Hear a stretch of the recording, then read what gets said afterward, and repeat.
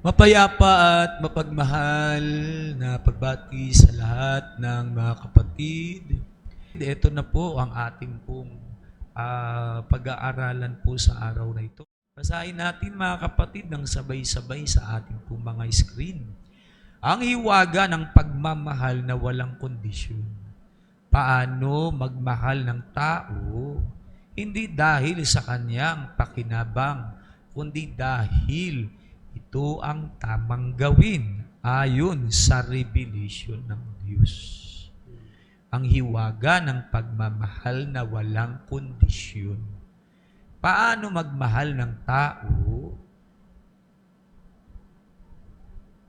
Paano magmahal ng tao?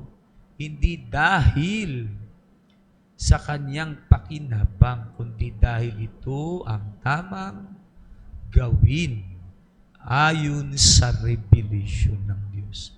Mga kapatid, maraming tao ang marunong magmahal kapag may dahilan para magmahal. Di ba ganon? Mahal kita dahil mabait ka sa akin. Yan. Mahal kita dahil tinutulungan mo ako. Mahal kita dahil kailangan kita. Mahal kita dahil may pakinabang ako sa iyo. Ngunit kapag nawala ang kabutihang natatanggap, minsan nawawala rin ang pagmamahal. Mga kapatid, dito makikita ang malaking pagkakaiba. Ang pagmamahal na nakabatay sa pakinabang ay madaling magbago. Ngunit ang pagmamahal na nakabatay sa katwiran ay nananatili kahit walang kapalit, mga kapatid. Ito ang hiwaga. Hindi ko kailangang hintayin na maging karapat-dapat kang mahalin bago ako gumawa ng mabuti sa iyo. Gumagawa ako ng mabuti sapagkat iyon ang tama sa harapan ng Diyos. 5:44 hanggang 46 ng Mateo, kapatid na Rico Pasuni. Datapwat sinasabi ko sa inyo, ibigin ninyo ang inyong mga kaaway at idalangin ninyo ang sa inyo'y nagsisiusig. Ayun. Datapwat sinasabi ko sa inyo, ibigin ninyo ang inyong mga kaaway at idalangin ninyo ang sa inyo'y nagsisiusig. Tuloy natin sa 45, kapatid na rin. Upang kayo'y maging mga anak ng inyong Ama na nasa langit, sapagkat pinasisikat niya ang kanyang araw sa masasama at sa mabubuti at nagpapaulan sa mga ganap at sa mga hindi ganap. Ayun, sa 46, pasuyo.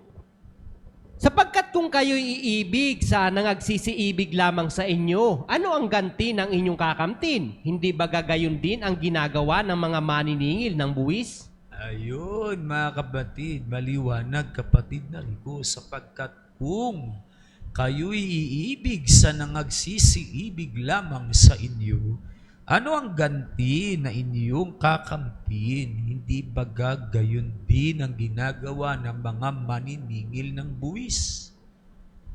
Napakalalim, kapatid na Rico, ng katwiran. Kung ang minamahal lamang natin ay iyong nagmamahal sa atin, ano ang kakaiba roon, kapatid na Rico? Madaling mahalin ang nagbibigay. Madaling igalang ang gumagalang.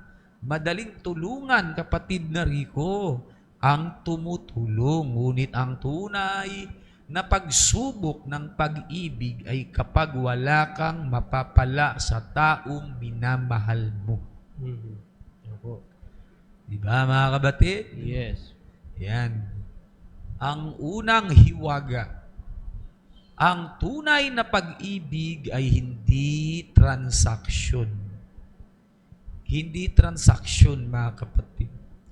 Ang transaksyon ay may ginawa ka sa akin, kaya may gagawin ako sa iyo.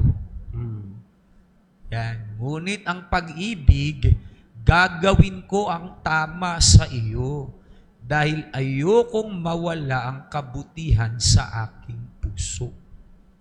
Mhm. Iyon ang pag-ibig, mga kapatid. Hindi ka gumagawa ng mabuti para magkaroon siya ng utang na loob. Hindi ka tumulong para purihin. Hindi ka nagbigay. Hindi ka nagbibigay upang suklian. Hindi ka nagmamahal para kontrolin ang tao. Nagmamahal ka dahil ang pag-ibig ay katwiran ng Diyos na dapat manatili sa puso. Mga kapatid, ikalawang hiwaga, mga kapatid. Ang pag-ibig na walang kondisyon ay hindi ibig sabihin kukonsintihin ang mali. Mahalagang maunawaan ito, mga kapatid. Ang walang kondisyong pagmamahal ay hindi bulag na pagpaparaya. Maari mong mahalin ang tao, ngunit tutulan ang maling ginagawa niya. Maari mong patawarin, ngunit magtakda ng hangganan. Maari mong ipanalangin, ngunit huwag makisama sa kasamaan. Maari mong mahalin, ngunit pagsabihan. Sapagkat kung nakikita mong napapahamak ang tao at hinahayaan mo lamang, hindi iyon ganap na pagmamahal. 27:5 ng Kawikaan, kapatid na Rico, pasuyo. Maigi ang saway na hayag kaysa pag-ibig na nakukubli. Ayun, maigi ang saway na hayag kaysa pag-ibig na nakukubli. Kaya minsan, mga kapatid, ang tunay na pagmamahal ay hindi iyong laging nagsasabing oo. Minsan, ang pagmamahal ay marunong magsabing mahal kita, kaya hindi ako sasang-ayon sa bagay nasisira sa iyo. Ikatlong hiwaga, mga kapatid. Ang tunay na pag-ibig ay nasusubo kapag wala ka ng nakukuhang kapalit. Tanungin natin ang sarili, kung wala na siyang maibibigay, mahalaga pa rin ba siya sa akin? Kung hindi na siya makatutulong, kung mahirap na siya, kung wala na siyang posisyon, kung hindi na siya sikat, kung hindi na niya kayang suklian ang kabutihan mo, doon nakahayag kung tao ba ang minahal natin o pakinabang lamang na nakukuha natin sa tao. Meron palang ganun, mga kapatid, ang mahal yung pakinabang. Diba? Hindi mismo yung tao, kapatid na rin. Ganun po. Diba? At nasusubok yan sa panahon, mga kapatid. Ayan. Sa 6:35 ng Lucas, kapatid na Rico, pasuyo.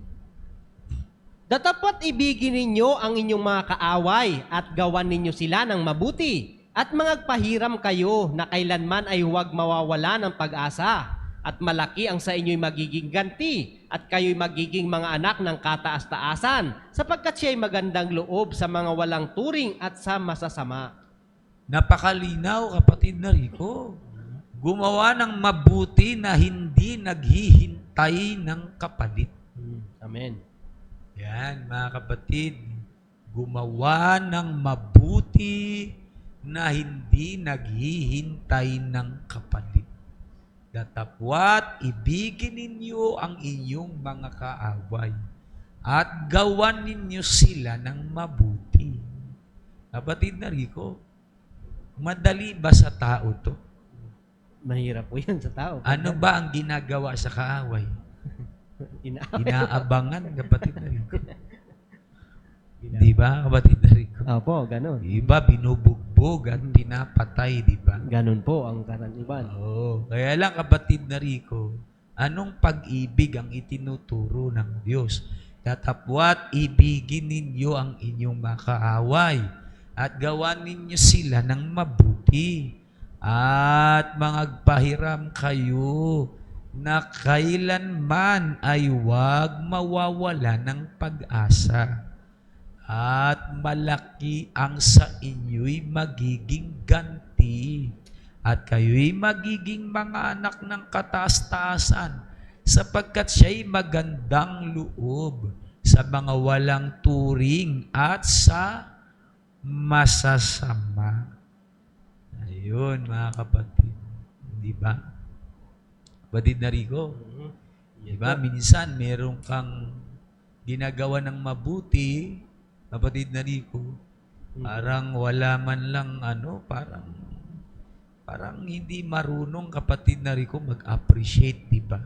Ganun po. Oo, hindi marunong mag-appreciate. Tapos, ano ba, kapatid na Rico? Parang walang, parang hindi marunong tumanaw, kapatid na Rico. May ganun. Baliwala na po. Oo, parang binabaliwala lang, di ba? Opo. Ayun, mga kapatid. Tapos, kapatid na Rico, ginawan mo na ng mabuti, ang ginanti sa'yo masama. Sama pa. Diba? May ganun eh. Opo. Napakalinaw, mga kapatid, gumawa ng mabuti na hindi naghihintay ng kapalit. Ikaapat na hiwaga, mga kapatid. Ang pagmamahal ay hindi damdamin lamang. Ito ay gawa.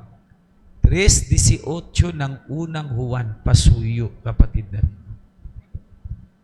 Mumunti kong mga anak, huwag tayong magsiibig ng salita, ni ng dilaman, kundi ng gawa at katotohanan. Ayun, mumunti kong mga anak, huwag tayong magsiibig ng salita, ni ng dilaman, kundi ng gawa at katotohanan. Napakaliwanag, mga kapatid. Maaaring sabihin ng bibig, mahal kita. Ngunit ang tanong, nasan ang pag-unawa? Nasan ang pagtulong? Diba? Nasan ang pagpapatawad? Mga kapatid, nasan ang paggalang? Nasaan ang malasakit? Nasaan ang katotohanan? Sapagkat ang pag-ibig na walang gawa ay salita lamang. Ang pag-ibig na may katotohanan ay nakikita sa pamumuhay. Ikalimang hiwaga, mga kapatid. Ang pag-ibig ay hindi nakabatay sa pag-uugali ng iba, kundi sa kalagayan ng sarili mong puso. Ito ang napakalalim, mga kapatid. Kung mabuti lamang ako, kapag mabuti ka sa akin, di ba?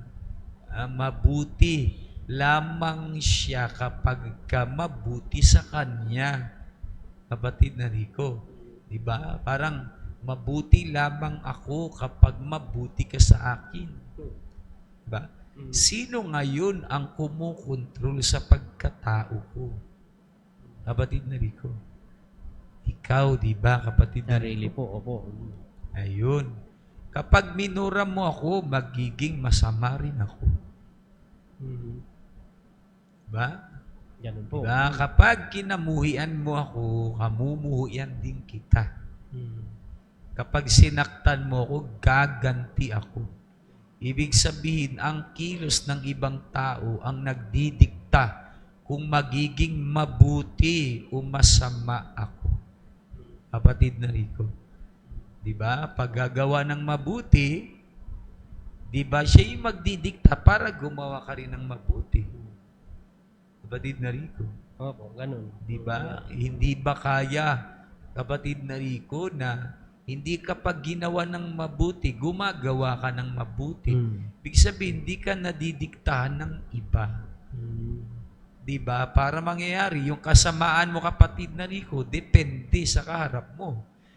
Diba? Didiktahan ka pag ang kaharap mo masama, nagiging masama ka din. Ganun po. Diba, kapatid na Rico? Yan ang karaniwan sa tao, diba, mga kapatid? Ganun. Diba? Bubuti kapag ginagawa ng mabuti. Sasama pag ginagawa ng masama. lumalabas mga kapatid, yung kabutihan niya ang nagdidikta yung kaharap niya. Tama. Hindi mismo siya, kapatid na Rico. Ganun po. Yung kasamaan niya rin, kapatid na Rico, ang nagdidikta, sino din? Yung ano niya rin po. Wala sa kanyang sarili yung control. Di ba? Yes. Kapatid na Rico? Opo. Ang may control, iba. Iba. Tama. Di ba, mga kapatid? Yes. Ngunit ang taong may matatag na pag-ibig ay nagsasabing, hindi ko hayaang ang kasamaan mo ang magturo sa akin na maging masama rin.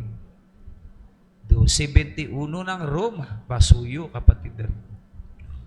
Huwag kang padaig sa masama, kundi bagkus daigin mo ng mabuti ang masama. Yan, ito ang tunay na lakas, mga kapatid. Di ba? Pag ginagawan ka ng masama, kapatid na Rico, sasaba ka na rin ba? Dapat po, hindi. Ayun, yung masama na yun, siya nag-utos na maging masama ka. Pag naging masama ka, kapatid na Rico. Ganun po. Pero kung yung ginawang ka ng masama at ginanti mo mabuti, hindi kanya nadiktahan. Hindi kanya nakontrol sa kanyang kasamaan, kapatid na Rico. Yes, opo. Bagkus, kapatid na Rico, nasa iyo ang kontrol. Di ba? Kasi ikaw ang tinuturuan ng katwiran, ikaw ang nakapakinig, ikaw ang natututo, di ba? Kapatid na Rico. Yes po. Nakakasunod ba tayo, mga kapatid? Yes, amen. Ito ang tunay na lakas. Hindi lahat ng kayang gumanti ay malakas. Dahil nakaganti siya, malakas. Hindi, mga kapatid. Di ba? Mga kapatid, di ba yung kasamaan ng tao, kapatid na Rico, yun ang nagdidikta para siya'y maging masama. Malakas ba yun? Hindi po pala yun ang tunay. Hindi yun ang tunay na malakas. Opo. Di ba? Huwag kang padaig sa masama, kundi bagkus daigin mo ng mabuti ang masama. Ito ang tunay na lakas. Hindi lahat ng kayang gumanti ay malakas. Minsan mas malakas ang taong may kakayahang gumanti, pero pinili pa ring manatili sa katwiran. Amen. Halimbawa, may dalawang kaibigan. Noong may perang isa, marami siyang kasama. Maraming tumatawag. Maraming bumabati. Maraming gustong makisama. Ngunit nang nawalan siya ng pera at nagkaroon ng problema, unti-unting nawala ang mga tao. Kapatid na Rico. Opo. May isang kaibigan lamang na nananatili. May isa lamang na nananatili. Tinanong niya, bakit nandito ka pa? Wala naman akong maitutulong na sa iyo ngayon. Sumagot ang kaibigan, hindi naman kita minahal dahil may maitutulong ka sa akin. Kaibigan kita dahil tao kang dapat mahalin at igalang. Amen. Doon makikita ang pagkakaiba. Diba? Ang nagmahal sa pakinabang ay umaalis kapag nawala ang pakinabang. Ganun po. Ang nagmamahal ng tunay ay hindi agad nawawala kapag dumating ang kahirapan. 13:4 hanggang 7 ng unang Korinto, pasuyo. Ang pag-ibig ay mapagpahinuhod at magandang loob. Ang pag-ibig ay hindi nananaghili. Ang pag-ibig ay hindi nagmamapuri, hindi mapagpalalo. Ayun, tuloy mo sa 5, kapatid na rin. Hindi nag-uugaling mahalay, hindi hinahanap ang kanyang sarili, hindi nayayamot, hindi inaalumana ang masama. 6. Po. Hindi nagagalak sa kalikuan, kundi nakikigalak sa katotohanan. Ayun, mga kapatid. Tuloy mo sa 7, kapatid na Rico. Lahat ay binabata, lahat ay pinaniniwalaan, lahat ay inaasahan, lahat ay tinitiis. Ayun, mga kapatid. May kaakibat na pagtitiis. Di ba, mga kapatid? Ayan, pansinin natin, mga kapatid. Hindi hinahanap ang kanyang sarili. Mhm. Hinahanap ba yung kanyang sarili, kapatid na Rico? Hindi. Ang pag-ibig ay mapagpahinuhod. Hinahanap ba yung sarili niya? Hindi po. At magandang loob, kapatid na Rico. Mhm. Di ba? Hinahanap ba yung kanyang sarili? Hindi po. Ang pag-ibig ay hindi nananaghili.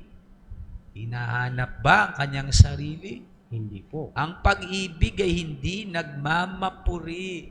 May Mhm. paghahanap ba sa sarili? Wala po. Hindi mapagpalalo. Mhm. Hindi nag-uugaling mahalay.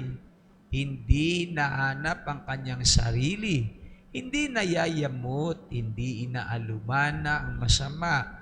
Hindi nagagalak sa kalikuan, kundi nakikigalak sa katotohanan.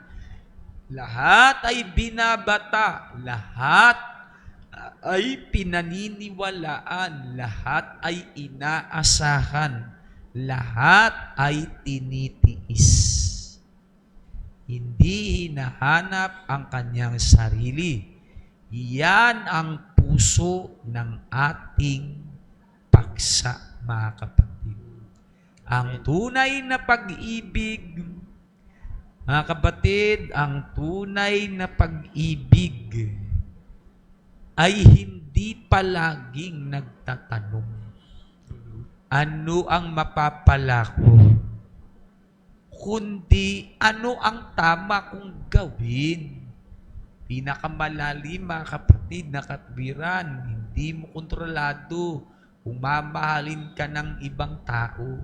Hindi mo kontrolado kung susuklian nila ang kabutihan mo. Hindi mo kontrolado kung kilalanin nila ang sakripisyo mo. Ngunit kontrolado mo kung anong uri ng puso ang pananatilihan mo. Diba, mga kapatid? Kaya huwag mong gawing kondisyon ng kabutihan ng ibang tao para manatili ang kabutihan sa iyo. Amen. Kung nagkamali siya, ituwid. Kung humingi ng tawad, magpatawad.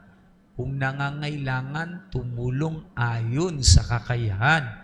Kung nananakit, magtakda ng tamang hangganan. Kung gumagawa ng masama, huwag makiisa.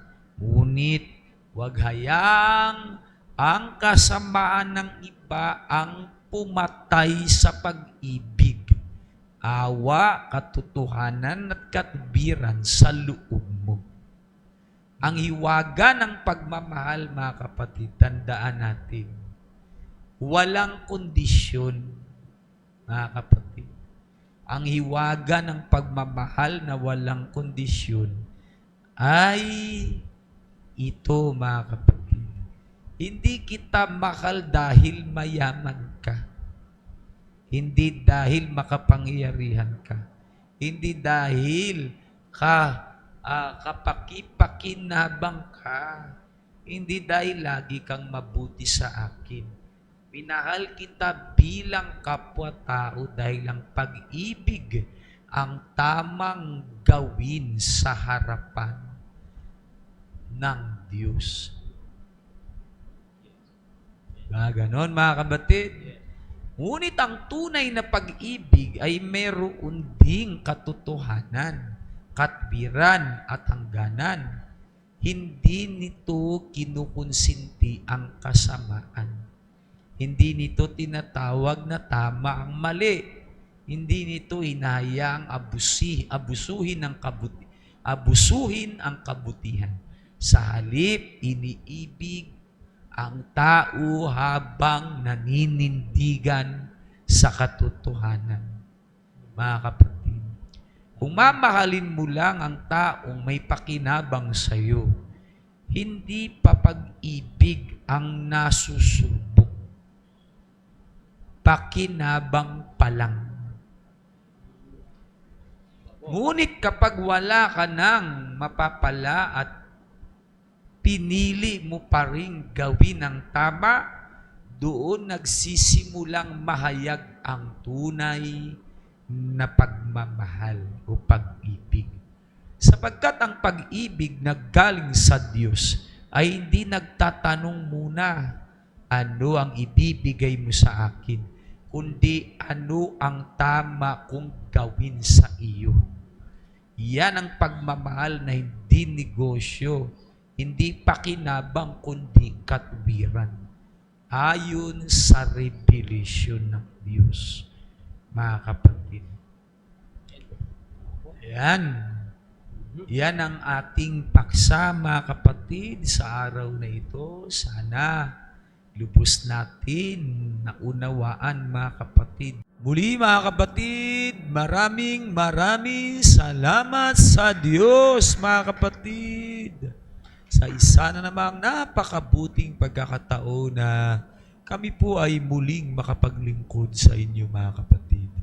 Sa Diyos ang lahat ng karangalan at ang lahat ng kapurihan, magpakailan kailanman. Hanggang dyan po, mga kapatid, at magandang araw po sa inyong lahat.